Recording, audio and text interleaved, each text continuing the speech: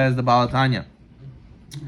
So you're supposed to remind yourself how the Sitra Achra tries to get us and tries to trick you and inflate your ego and make you think you're better and you know better than Hashem. Has v'shalom. From this we all learn. Whenever you have doubts about emunah in your head, you should know it's words from the Sitra Achra, who tries to force you into thinking something else, which is not true. It's all sheker, lies, deception, as the Zohar says. Right? The Zohar says there's a mashal. The king is raising his son, the prince, to be the next king. But his son is spoiled and he doesn't work hard. Everything is a handout. He says, you can't be the king. You need to be a hustler. You need to know what you're doing. You need to be tough. So what does he do? He says to the prince, my son, you got to prove yourself. He says, what do I do? Just watch. I'm going to test you soon. I want to see if you pass the test. And he doesn't tell him when it comes. All of a sudden, the prince is out and about. And this prostitute comes to him. He says, listen, I know a place. I like you. Nobody will know. Da, da, da. And the prince is like, listen, it's pazor for me to be with you. What are you talking about? Leave me alone. It's asur. She comes, she chases him, constantly comes, shows him something, tells him something, tries to get to him. And little does he know, who sent this woman? The king, his father. So the Zohar says you should know it's the same thing as Sitra Achra. Sitra Achra speaks to you, tells you things that are blasphemous, horrible, nasty. But Hashem sent him. It's the king testing you. You're the prince, Hashem's testing you. So, another thing to pay attention to, says the Tanya. We have to fulfill the teaching of our sages. Be humble in spirit before each person. You have to not just act humbly, you have to literally feel humble before everybody. Even the most irreverent person has no derech eretz, he has no midot, he's not religious. And all these people, even Jew or non-Jew, you have to feel humble in front of them. Why? Like the sages say in Mishnah Avot, do not judge your friend until you have been in the circumstances. Oh, but he's a sinner. Oh, but he has no derech eretz. Oh, who is he, this low life? No, you never know what he went through. You never could judge a person until you're in his place. Will you be ever in his place? No, so you can never judge him. You cannot go and say, I'm better than him. As it says, his circumstances caused him to sin. Could be that he wasn't raised properly, his parents didn't teach him derech eretz. Maybe he was in the shuk all day, he was in the market all day, and he learned from all those immoral people in the market.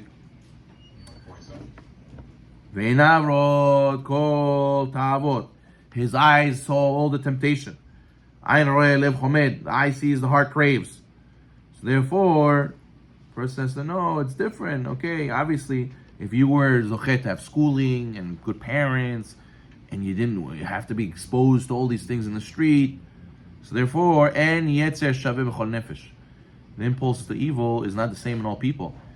And so therefore, there's some people whose impulses are stronger. And you have to realize, the Gemara says, whoever is more righteous, whoever is greater, his Yetzer Hara is greater, right? So some Baalei Musar want to say, Hasidic masters want to say, if this guy can't beat his Yetzer Hara, right, that means his Yetzer Hara is very strong. So it could be that this guy is actually greater than me, because that means his Yetzer Hara is greater also, and that's why he couldn't beat it, right? So obviously the Gemara says in the second Sukkah, at the end of days, the Yetzer Hara we slaughtered, and the Reshaim will cry, and the Tzaddikim will cry. Reshaim will cry and say, this was my Yetzer Hara, so small I couldn't beat him. But the Tzaddikim, they're going to say, ooh, Mount Everest, I beat Mount Everest every single day. Unbelievable, crying tears of joy. But what? You see that there's different levels of Yetzer Hara. Who were to say, my Yetzer Hara is stronger than his, and I beat mine, he doesn't, so he's a loser. Maybe it's the other way around.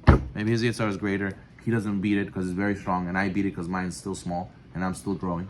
That's why the Ramban writes, in the letter of the Ramban, you have to be humble to every single person. You never know what person is going through. You have to speak to every single person humbly, and not be a smart aleck, and not be, disrespectful and look at people like, okay, what do you want? Like, the person has to be respectful and to give attention. You have to accept every single person with a good face, no matter what you're going through. You could be going through, you lost a job, God forbid, you're fighting with your wife, God forbid, you just stub your toe, whatever it may be. Person deserves you act humbly with him. There are some people who are very easily aroused to seek pleasure. And his work requires him to be out and about all day in the market. He has no justification for his sins. And the moment he sins, he's considered complete Rasha. And there's no trepidation of God before his eyes. So now, don't think that I'm telling you an excuse. When I say be humble in front of everybody, you don't know what he's going through. You don't know what his test is. We're not justifying and saying that, oh, so he's fine. He's not a Rasha. What he's doing is okay. No. He's a Rasha when he does a sin. Question is, does that give you the right to judge him? No. But Hashem has the right to judge him, but not you.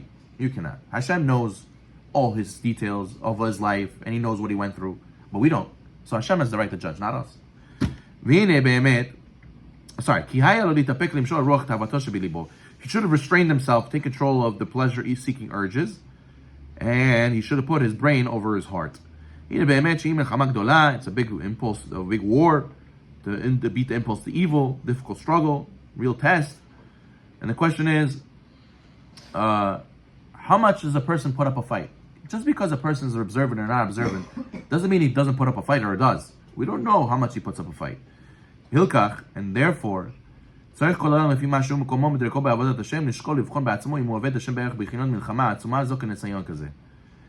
each person has to ask himself, how much of a fight do I put up? How much do I really put effort? Maybe he puts more effort than me, and it's still not enough, and that's why I didn't pass. We can't judge how much effort each person put in. We only see if they passed or they didn't, but effort we don't see.